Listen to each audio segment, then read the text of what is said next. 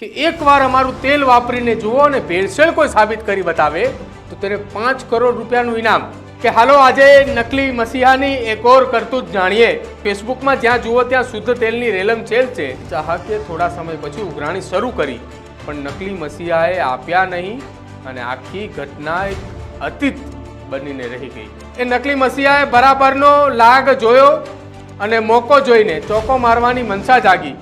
છેલ્લા 2-4 દિવસથી આપણે જ્યારે ફોન જોતા હોઈએ છીએ, સોશિયલ મીડિયાની અંદર આપણે જ્યારે સમય પસાર કરતા હોઈએ છીએ, તો આ તમામની વચ્ચે એક પ્રશ્ન ઉદ્ભવિત થયો કે ખજૂરભાઈની અન્નપૂર્ણા તેલની જે બ્રાન્ડ છે તેને લઈને સોશિયલ મીડિયાની અંદર મેસેજો વાયરલ થયા।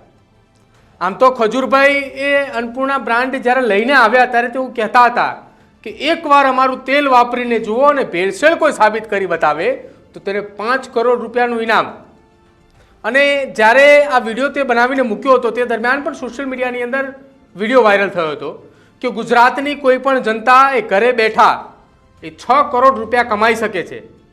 6 કરોડ એટલા માટે કહું છું કે 5 કરોડ એ ખજૂરભાઈએ કહ્યા હતા અને બાકીના 1 કરોડ એ 5 લીટર મોકલાવું મારાવાળા એ ભાઈએ કહ્યા હતા। જોકે હવે આ તમામ વાતોની વચ્ચે આજે હું પણ સોશિયલ મીડિયા જોતો હતો અને એ સોશિયલ મીડિયાના માધ્યમ દરમિયાન એક ફોટો મેં જોયો, એક વ્યક્તિનું મેં આર્ટિકલ જોયું, તેને શું લખ્યું હતું એ મેં આખું વાંચ્યું એટલે મને પણ એમ થયું કે તમારા લોકો સુધી પણ આ લખાણ, આ આર્ટિકલ મારે પહોંચાડવું જોઈએ। હું સૌથી પહેલાં એ આર્ટિકલની વાત આપને કરું। સાગર પાલિયાદા SAP ઇન્ડિયા નામના એક વ્યક્તિ છે કે જેમને લગભગ આજે એટલે કે શનિવારના દિવસે સાંજના સમયે આખો લેખ જે છે તે સોશિયલ મીડિયામાં એટલે કે ફેસબુકના માધ્યમે શેર કર્યો છે। શરૂઆત તેમણે કરી છે કે હાલો આજે નકલી મસીહાની એક ઓર કરતૂત જાણીએ। આજથી લગભગ 8-9 વર્ષ પહેલાંની વાત છે। ત્યારથી નકલી મસીહાએ ધવલ દોમણિયા સાથે હજુ નવા કોમેડી વિડીયો બનાવવાના ચાલુ કરેલા અને શરૂઆતથી જ નકલી મસીહાના ચાહકો બનવાના શરૂ થઈ ગયા। અહીંયા કાઉન્સની અંદર એક વાત લખી છે કે જ્યાં કમા, હંસાબેન અને નંદાબેન જેવાના પણ ફોલોવર્સ બની જતા હોય ત્યાં નકલી મસીહાના ના બને એમાં નવાઈ નથી। હવે સોશિયલ મીડિયાની અંદર આ ફેસબુકની અંદર આ પોસ્ટ વાયરલ થઈ રહી છે। આ પોસ્ટની અંદર વધુમાં લખ્યું છે કે મારા એક મિત્રએ 8-9 વર્ષ પહેલાં જ મને આ વાત કહી હતી પણ અમે બધા હસી મજાકમાં કાઢી નાખી અને અમારામાંથી પણ અમુક એવું કીધું કે નકલી મસીહા એવું કરે જ નહીં। આ સાગર પાલિયાદા નામના જે વ્યક્તિ છે કે જેને સોશિયલ મીડિયાની અંદર આ પોસ્ટ શેર કરી છે એના અંદાજો લગભગ આજથી 8-9 વર્ષ પહેલાં આવી ગયો હતો તેવું તેમણે આ વાક્યની અંદર જણાવ્યું છે। ખેર વાત ત્યાંથી આગળ વધી નહીં પણ અમારી આખી વાત એવી છે કે નકલી મસીહાના એક ચાહકે બારડોલી રોડ સિરામિકનો શોરૂમ શરૂ કરેલો।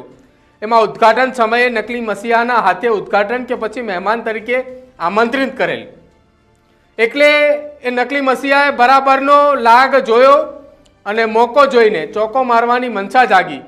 એટલે નકલી મસીહાએ ભારે માયલું ડાઇનિંગ ટેબલ લેવાનું નક્કી કર્યું હતું જેની કિંમત અંદાજે 1.5 લાખ રૂપિયા હતી અને હવે એ નકલી મસીહાએ ડાઇનિંગ ટેબલ લઈ લીધું અને એના ચાહક શરમના માર્યા માંગી શક્યા નહીં અથવા ઉધારમાં ખરીદવું હશે પણ કોઈ પૈસાની લેવડ દેવડ થઈ નહીં અને પછી ચાહકે થોડા સમય પછી ઉઘરાણી શરૂ કરી પણ નકલી મસીહાએ આપ્યા નહીં અને આખી ઘટના એક અતીત બનીને રહી ગઈ।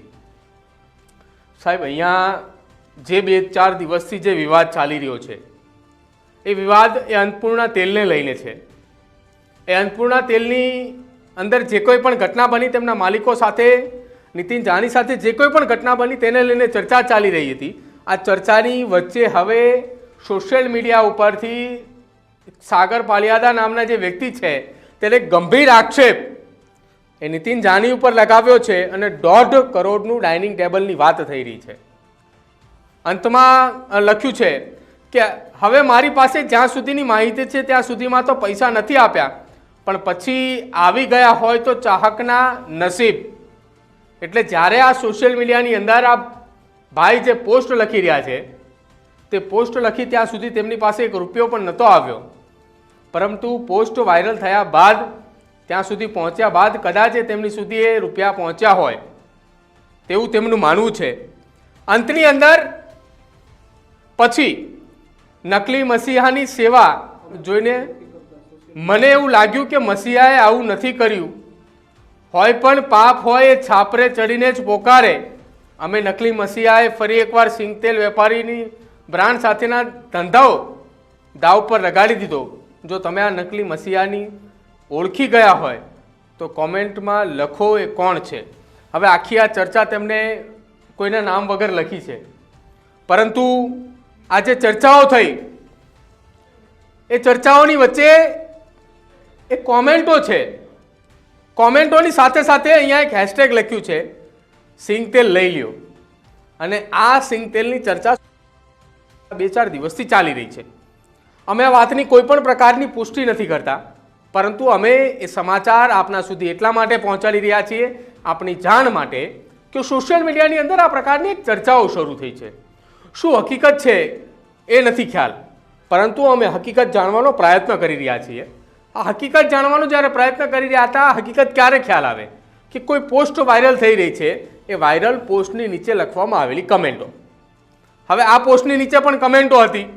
હવે કમેન્ટની અંદર સૌથી પહેલાં આ જે પોસ્ટ જે વ્યક્તિએ કરી હતી તેને લખ્યું હતું કે વંદનકુમાર ભાદાણી અને સાગર સાવલિયા આ મુદ્દે વધુ તપાસ કરો.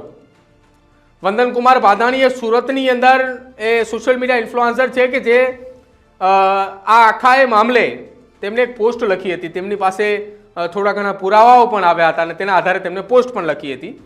જો આ આખી ઘટના અલગ છે. હવે અહીંયા નીચે એક ગૌશાલી ગંગાની એ નામના કોઈ વ્યક્તિ છે, તેમણે પોસ્ટ કરી છે કે મારો તો માણસાઈ પરથી વિશ્વાસ ઉડી ગયો છે, મારો પણ હીરો હતો. નીચે એક વ્યક્તિએ કમેન્ટ કરી છે એનડી નામના કોઈ સોશિયલ મીડિયા એકાઉન્ટ પરથી કે આ પહેલાં પણ સાંભળેલું છે પણ સાચું નહોતું લાગતું, હવે એવું લાગે છે કે આ સાચું હોઈ શકે. આ પ્રકારની ઘટના અથવા આ પ્રકારની ચર્ચાઓ પહેલાં થઈ હોય ત્યારે લોકોને વિશ્વાસ ન આવ્યો, પણ અત્યારે હવે લોકો આ તરફ ચર્ચિત થઈ રહ્યા છે, લોકો આ તરફ વિશ્વાસ કરી રહ્યા છે.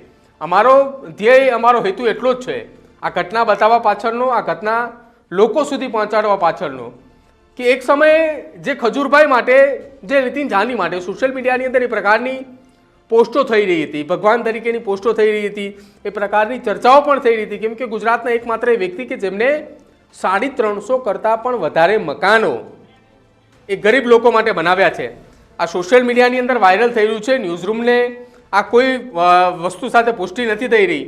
જોકે અન્ય એક વ્યક્તિએ જોગાણી મહેન્દ્ર નામના એક સોશિયલ મીડિયા એકાઉન્ટ ઉપરથી આ કમેન્ટ થઈ છે કે ફેસબુકમાં જ્યાં જુઓ ત્યાં શુદ્ધ તેલની રેલમછેલ છે, ક્યાંય પગ મુકાય એવું નથી રહ્યું.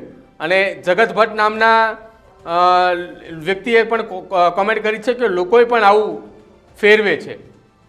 હવે સોશિયલ મીડિયા ઉપર આ પ્રકારની ચર્ચાઓ થઈ રહી છે. ચર્ચાઓની વચ્ચે એ ખ્યાલ નથી કે ચર્ચાઓની અંતમાં હકીકત શું છે. જો આપને ખ્યાલ હોય આ અંગે હકીકત શું છે, જે અન્નપૂર્ણા તેલની ઘટના ચાલી રહી છે ત્યારબાદ હવે આ બારડોલીના સિરામિકની ચર્ચા આવી, ડાઇનિંગ ટેબલની ચર્ચા આવી. આ ચર્ચાઓ વચ્ચે શું ચાલી રહ્યું છે, કેમ સોશિયલ મીડિયાની અંદર વોર ચાલી રહી છે, એ અમે નથી જાણતા, પરંતુ અમે જાણવાનો પ્રયત્ન કરી રહ્યા છીએ. પરંતુ જો આપની પાસે આ અંગે કોઈ માહિતી હોય તો જરૂરથી અમારા કમેન્ટ બોક્સની અંદર લખજો. અમે એ માહિતી લોકો સુધી પહોંચાડવાનો પ્રયત્ન કરશું. જોતા રહેજો ન્યૂઝરૂમ. નમસ્કાર.